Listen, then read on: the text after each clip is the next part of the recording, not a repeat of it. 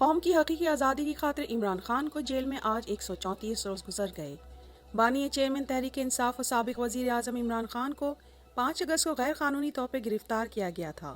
عمران خان کو پہلے اٹک جیسی سخت ترین جیل میں قید رکھا گیا، پھر اڈیالہ جیل کے تنگ کمرے میں قید کر کے توڑنے کی کوشش کی گئی، مگر عمران خان آج تک اپنی قوم کی حقیقی آزادی کی خاطر ڈٹے ہوئے ہیں، تمام جعلی کیسز کا مقابلہ کر رہے ہیں اور کسی بھی صورت قوم کی مستقبل کا سودا کرنے کو تیار نہیں۔ پاکستان تحریک انصاف کا پہلا ورچوئل جلسہ۔ پاکستان تحریک انصاف آج اپنا پہلا ورچوئل جلسہ کر رہی ہے۔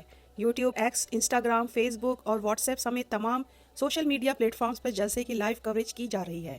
جلسے میں نہ صرف پاکستان بلکہ دنیا بھر سے لوگ شرکت کر رہے ہیں اور اپنے لیڈر عمران خان سے اظہار یکجہتی اور ان کی قربانیوں کو خراج تحسین پیش کر رہے ہیں۔ ورچوئل جلسے میں پاکستان تحریک انصاف کے قائم مقام چیئرمین بیرسٹر گوہر خان، سیکرٹری اطلاعات رؤوف حسن، جنرل سیکرٹری عمر ایوب خان سمیت تمام لیڈران شرکت کر رہے ہیں۔ پاکستان تحریک انصاف میں جمہوریت کا ساتھ دینے والی اہم شخصیات شامل۔ پاکستان کے نامور سینئر وکیل اور سابق گورنر پنجاب سردار لطیف کھوسہ نے پاکستان تحریک انصاف میں شمولیت کا اعلان کر دیا ہے۔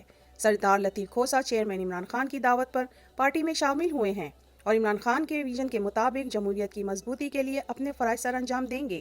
سردار لطیف کھوسہ کئی کیسز میں چیئرمین عمران خان اور ان کی اہلیہ کی وکالت بھی کر رہے ہیں۔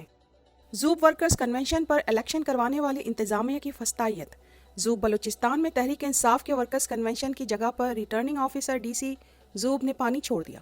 گزشتہ روز پشتین میں آر او کی جانب سے سٹیج اور کرسیاں اٹھانے کے بعد عوام اور لیڈران نے زمین پر بیٹھ کر ہی کنونشن کر لیا تھا، اس لیے آج انتظامیہ نے پہلے ہی زمین پر پانی چھوڑ دیا۔ اس کے باوجود زوب میں تحریک انصاف کا ورکر کنونشن مکمل کامیاب رہا۔ عوام کی بھاری تعداد نے اس کنونشن کو بھی جلسہ بنا دیا۔ P T I social media team امید کا پیغام پھیلانے میں پیش۔ سیکرٹری اطلاعات تحریک انصاف رؤوف حسن نے آج ورچوئل جلسے کے متعلق اپنے ٹویٹ میں کہا، آج کا دن پی ٹی آئی اور پاکستان کی سیاسی تاریخ میں بہت خاص دن ہے۔ طاقتور کے ہاتھوں ظالمانہ زیادتیوں کا سامنا کرنے اور تمام سیاسی حقوق سے انکار کے بعد، جس کی ہر دوسری جماعت کو اجازت ہے، ہماری سوشل میڈیا ٹیم نے سیاسی منظرنامے کو ایک نئے معیار سے متعارف کرایا ہے۔ تاریخ کے پہلے ورچوئل جلسے کے اہتمام کے ساتھ P T I social media team ایک بار پھر پارٹی کی اہم سرگرمیوں کو آگے بڑھانے اور ہر ایک کے لیے امید کا پیغام پھیلانے کے لیے نئے مناظر کا پیش خیمہ ثابت ہو رہی ہے۔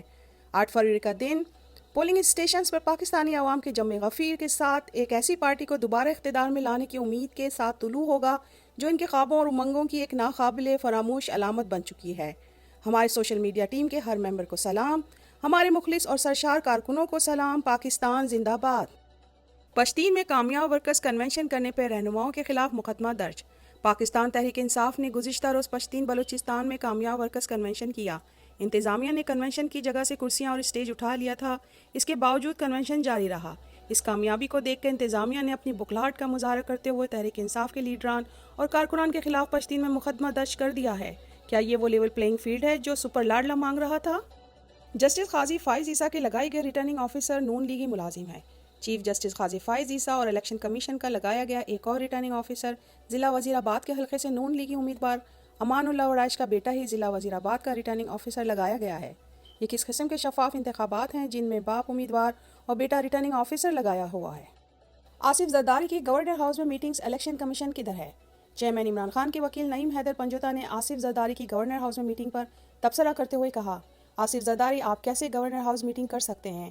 کس قانون کے تحت آپ کو وہاں میٹنگ کرنے کی اجازت ہے؟ اسی طرح نون لیگ میٹنگ کر رہی ہے، ریاستی پروٹوکول مکمل ان کو حاصل ہے اور ہمارے لوگوں کو گھر میں کمرے کے اندر میٹنگ کرنے کی اجازت نہیں۔ میٹنگ کمرے میں ہو تو چھاپے مار کر اٹھا لیا جاتا ہے۔ کیا اس طرح لیول پلینگ فیلڈ کے الیکشن کمیشن بات کر رہا ہے؟